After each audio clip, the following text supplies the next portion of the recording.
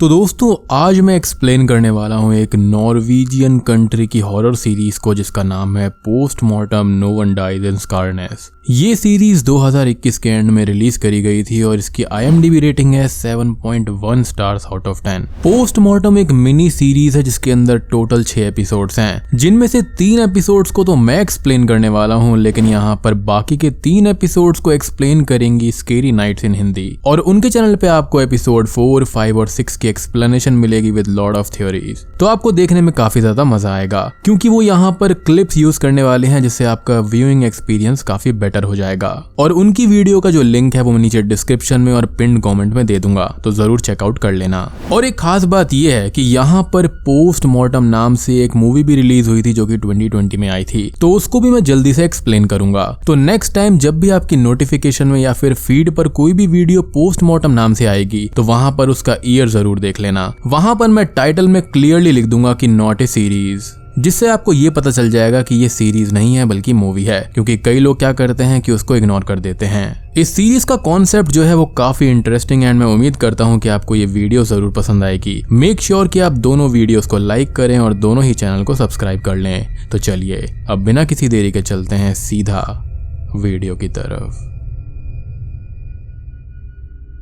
Episode 1 की starting में हम देखते हैं राइनर्ड और जूडिथ नाम के 2 पुलिस ऑफिसर्स को, जिनको टाउन के बाहर के साइड में एक लाश मिलती है, यानी कि स्कारनेस टाउन में। उस लाश को वो दोनों चेक करते हैं जिस पर उनको कोई जबरदस्ती का या फिर ऐसा वैसा कोई भी निशान नहीं मिलता। इस टाउन की एक खास बात यह है कि यहाँ पर आम तौर पर कभी भी कोई भी नहीं मरता है और यहाँ का क्राइम रेट बिल्कुल ही नील है। तो वो दोनों पुलिस ऑफिसर्स उस एंगल से इस लाश को देखते ही नहीं है और एक फ्यूनरल एजेंसी को कॉल कर देते हैं इस लाश को ले जाने के लिए। असल में राइनर्ड उस लड़की को बचपन से जानता था और उसका एक टाइम पर उससे अफेयर भी था, जिसके बारे में वो और जूडिथ बात करते हैं। अब हम देखते हैं हेलंगन फ्यूनरल एजेंसी को, जहां पर हम देखते हैं ऑड और उसके फादर आर्विड को, जो कि इस एजेंसी के ओनर्स होते हैं। और ये लड़की कोई और नहीं बल्कि आर्विड की ही बेटी होती है। जी हाँ, ऑड शॉप में काम कर रहा था और उसके फादर भी वहीं बैठकर डॉक्यूमेंट्स का काम कर रहे होते हैं और उनकी आपस में बात हो रही होती है कि स्कारनेस में कोई मरता ही नहीं है और यहाँ पर उनका फ्यूनरल एजेंसी जो है उसका बिजनेस अच्छा नहीं चल रहा है। तभी उनको जूडिथ का कॉल आता है उस लाश के बारे में और ये लाश आर्विड की बेटी लीवा की थी।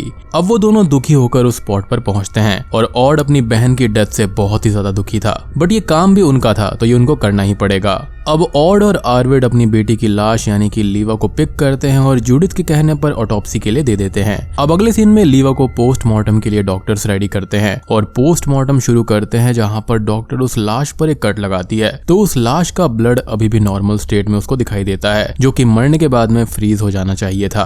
अब डॉक्टर को ये सारी बातें काफी अजीब लगती हैं और वो लीवा को कट करने के लिए स्टैब करती है, लेकिन तभी लीवा जिंदा हो जाती है और इसे देखकर डॉक्टर हैरान हो जाते हैं। सीन चेंज होता है और हम उस लड़की यानी कि लीवा को हॉस्पिटल में देखते हैं, जिसके पास उसका भाई ऑड भी होता है और डॉक्टर ये बताते हैं कि ये चीज हाइपोथर्मिया से हो सकती है, जिसमें इंसान बेहोश हो जाता है इस तरह से, और फिलहाल लीवा ठीक है। अब लीवा के फादर आर्विड को भी कॉल पर लीवा के जिंदा होने की खबर मिलती है, लेकिन शॉकिंगली वो अपनी बेटी के जिंदा होने से काफी ज्यादा अपसेट हो जाते हैं। मतलब अजीब बात है कि बेटी के जिंदा होने से अपसेट हो गया। खैर हॉस्पिटल में लीवा और ऑड की बात होती है और ऑड लीवा के बारे में कॉल करके आर्विड को बताता है और हॉस्पिटल से चला जाता है। हॉस्पिटल में अब लीवा से मिलने जूडिथ और राइनर्ड आते हैं और वो दोनों लीवा से बोलते हैं कि न्यूज चैनल पुलिस के पीछे बढ़ गए हैं कि उन्होंने जिंदा लड़की को पोस्टमार्टम के लिए भेज दिया था। तो लीवा उनकी शिकायत ना करे, जिस पर लीवा मान जाती है, वो हर चीज को लाइटली ले रही थी। अब लीवा को लेकर ऑड घर पर आता है और वो अपने फादर से मिलने उनके रूम में जाती है, बट वो उसकी बातों का आंसर ही नहीं करते और डोर तक भी ओपन नहीं करते, बल्कि वो डोर को दूर से ही देखते रहते हैं और बहुत ही ज्यादा टेंशन में रहते हैं। लीवा वापस आती है और अपनी सिस्टर इन लॉ रोज से मिलती है, जो लीवा के ठीक होने से बहुत ही ज्यादा खुश थी। अब थोड़ी देर के बाद में ऑड लीवा को डिनर के लिए बुलाता है, जहां पर लीवा और आर्विड दोनों आते हैं, लेकिन आर्विड अभी भी यहाँ पर काफी ज्यादा टेंशन में था और वो लीवा का हालचाल पूछकर उसके आगे लाइटर से कैंडल जलाता है और परेशान सा लीवा को देखता है। लीवा को उस लाइटर की फायर से थोड़ा सा अजीब फील होता है और हम उसकी आंखों को देखते हैं जिनका कलर चेंज होकर ग्रीन हो गया था, यानी कि यहाँ पर लीवा के साथ में कुछ ना कुछ गड़बड़ जरूर थी। आर्विड अब वहां से अपने रूम में चला जाता है और लीवा भी अब थोड़ी डिस्टर्ब हो जाती है और घर से बाहर जाने लगती है। डाउनस्टेयर्स आने पर वो ऊपर वाले रूम में ऑड और रोज की बातों को सुन पाती है और कान बंद करने पर बातें उसको और भी ज्यादा क्लियरली सुनाई दे रही थी, जबकि ऐसा होना पॉसिबल नहीं होना चाहिए क्योंकि एक डोर के रूम की आवाज बाहर आ ही नहीं सकती, जिससे लीवा थोड़ी सी और ज्यादा परेशान हो जाती है। यानी कि वो छोटी से छोटी आवाजों को भी क्लियरली सुन पा रही थी। अब लीवा भागकर उसी स्पॉट पर जाती है जहां पर वो मरी हुई मिली थी और घर पर हम आर्विड को देखते हैं जो अपने सीक्रेट क्लोजेट से एक बॉक्स निकालता है जिसमें उसकी वाइफ मैडलिन की वॉइस रिकॉर्डिंग टेप्स थी और वो एक टेप को सुनने लगता है।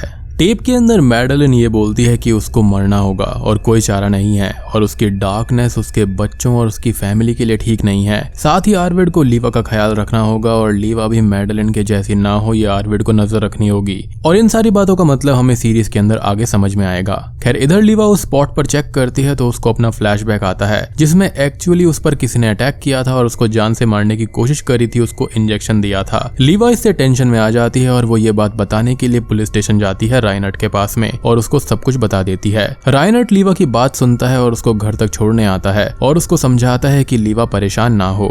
घर के अंदर से आर्विड लीवा और राइनर्ट को देखता है और घर आने पर लीवा से राइनर्ट के बारे में पूछता है कि वो कैसा है। जो लीवा को अजीब लगता है कि उसका फादर अपनी बेटी के बारे में नहीं पूछ रहा जो अभी मौत से जिंदा हुई है, बल्कि उसको राइनर्ट की चिंता है। कुछ ही देर के बाद में लीवा और ऑड इसके बारे में बात करते हैं जहां पर ऑड ये समझाता है कि फादर काम में लगे हुए हैं और वो थोड़े ऐसे ही हैं, तो लीवा को इन बातों को इग्नोर कर देना चाहिए। जिसके बाद में लीवा भी ऑड के साथ में थोड़ी हंसी मजाक करती है और उसको अपने ऊपर अटैक वाली बात नहीं बताती।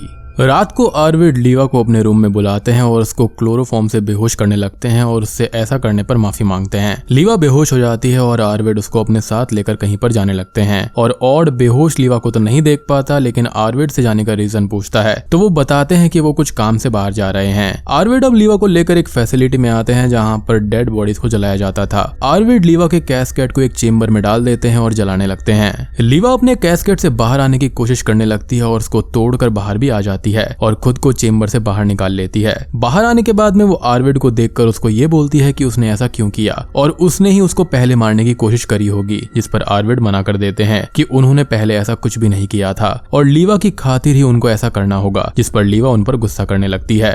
अगले सीन में कुछ ही देर के बाद में ऑड को घर पर एक कॉल आता है और वो कॉल को सुनकर बहुत ही दुखी हो जाता है और लीवा के रूम में लीवा को उनके फादर की डेथ के बारे में बताता है और रोने लगता है, जिसको लीवा संभालती है, जिसके हाथों पर हम जख्म देख पाते हैं। जिसके साथ में एपिसोड 1 का यहीं पर अंत हो जाता है।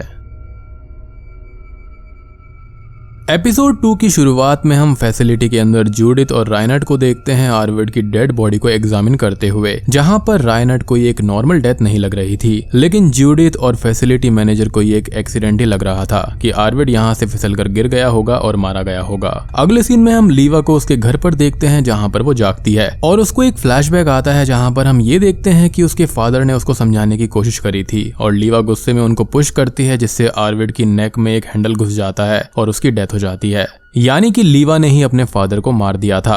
अब अगले सीन में लीवा अपने फादर के रूम में जाती है और वहां पर उसको वही टेप्स मिलती हैं और उन टेप्स में उसको सुनाई देता है कि उसकी माँ आर्विड से ये बोल रही थी कि उसकी डार्कनेस बढ़ती जा रही है और टाइम के साथ और भी ज्यादा बढ़ जाएगी। आर्विड को लीवा की माँ की डार्कनेस लीवा के अंदर दिखे तो आर्विड को क्या करना है वो जानता है। यानी कि एक बात क्लियर है, ये जो भी चीज है वो फीमेल्स के अंदर ही है, जो कि इनकी फैमिली के अंदर पहले से ही चली आ रही है। बेसिकली मैडलिन यहाँ पर ये कहना चाह रही थी कि अगर लीवा के अंदर उसको ये डार्कनेस दिखाई दे तो उसको मारना होगा और यही करने की यहाँ पर उसने कोशिश करी थी लेकिन वो इसमें सफल नहीं हुआ। खैर अगले सीन में हम ऑड को देखते हैं जो अपने डैड की डेड बॉडी लेने जाता है जहाँ पर राइनर्ट उसको डेड बॉडी को पोस्टमार्टम के लिए छोड़ने का बोलता है और ऑड ऐसा ही करता है। ऑड यहाँ पर डेड बॉडी को पोस्टमार्टम के लिए छोड़कर वापस आता है जो कि बहुत ही ज्यादा परेशान था और अब वो अपने ऑफिस जाता है जहाँ पर उसको बैंक लेटर्स आर्विड की डेस्क पर रखे हुए मिलते हैं। ऑड बैंक जाता है जहां पर मैनेजर उसको बताता है कि आर्विड ने बैंक से पैसे उधार लिए थे जिसको उसने चुकाया नहीं था और अब ऑड को पैसा चुकाना होगा, जिसके लिए अब उनके पास टाइम काफी कम है और उनका जो घर है वो बैंक ले लेगा अगर उन्होंने पैसा नहीं चुकाया तो। और ये सब सुनकर और भी ज्यादा टेंशन में आ जाता है, बट ये बात वो घर पर किसी को भी नहीं बताता। ऑड वापस शॉप पर आता है और उसको एक आदमी जेटलैंड मिलता है और वो ऑड को बोलता है कि ऑड का बिजनेस ठीक नहीं चल रहा और जेटलैंड उसकी हेल्प कर सकता है अपनी बिजनेस क्लासेस से और वो अपना पैम्पलेट वहीं पर छोड़कर चला जाता है।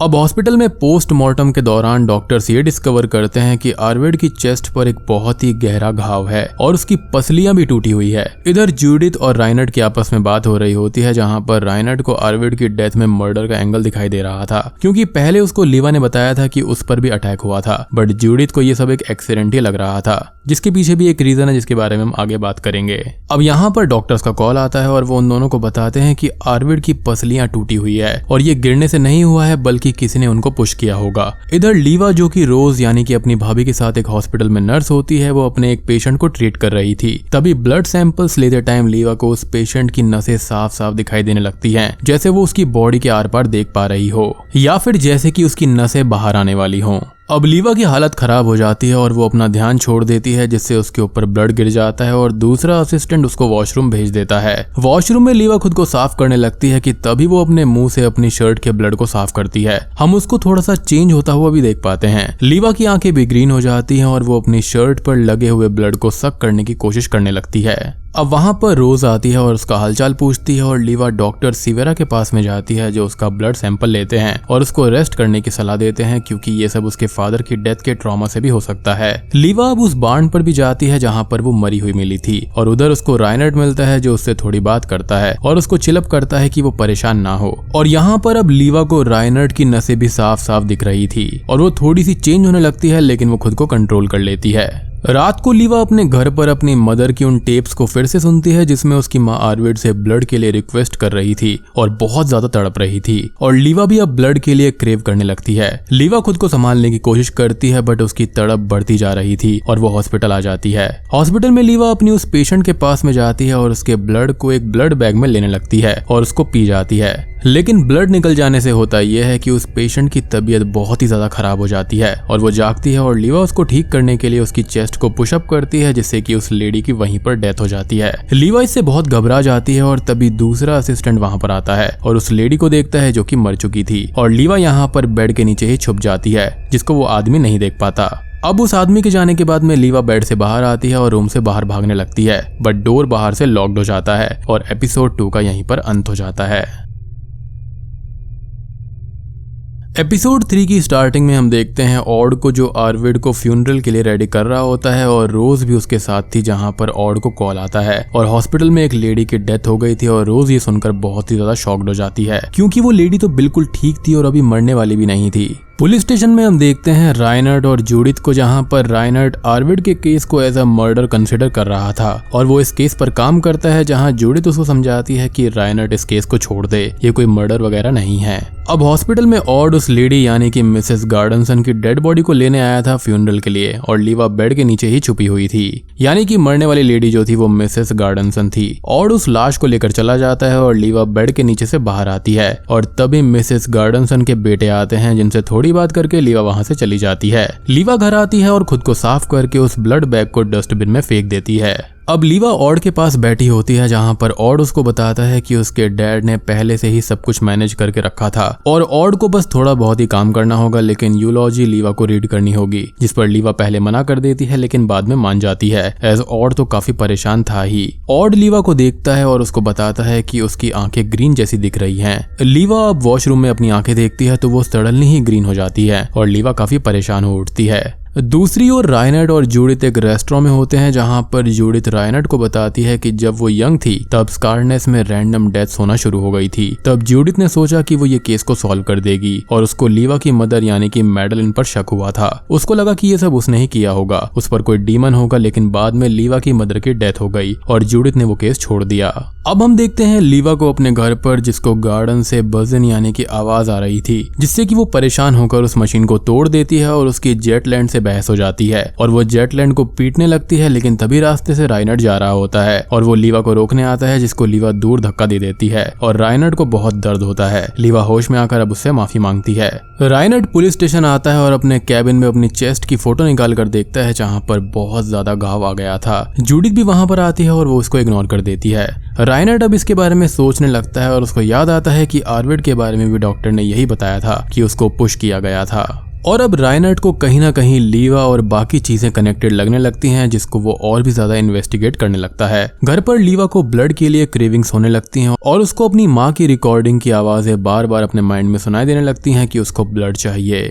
लीवा खुद को संभालने की कोशिश करती है, बट उसकी तड़प बढ़ती जा रही थी और वो डस्टबिन से उस ब्लड बैग को निकालकर उसके ब्लड को सक करने लगती है। लीवा रात भर तड़पती रहती है और वहीं सो जाती है। अगले दिन ऑड लीवा को जगाता है और आज उनको आर्विड के फ्यूनरल पर जाना था। सभी लोग फ्यूनरल पर आते हैं और ऑड सब तैयारी करने लगता है। कुछ ही देर के बाद में सभी लोग वहां पर आ जाते हैं और लीवा यूलॉजी रीड करने लगती है, बट रूम की छोटी से छोटी आवाज उसको आने लगती है और वो परेशान होकर वहां से भाग जाती है। लीवा के पीछे पीछे राइनर्ड उसको रोकने जाता है और इधर ऑड यूलॉजी कंप्लीट करता है।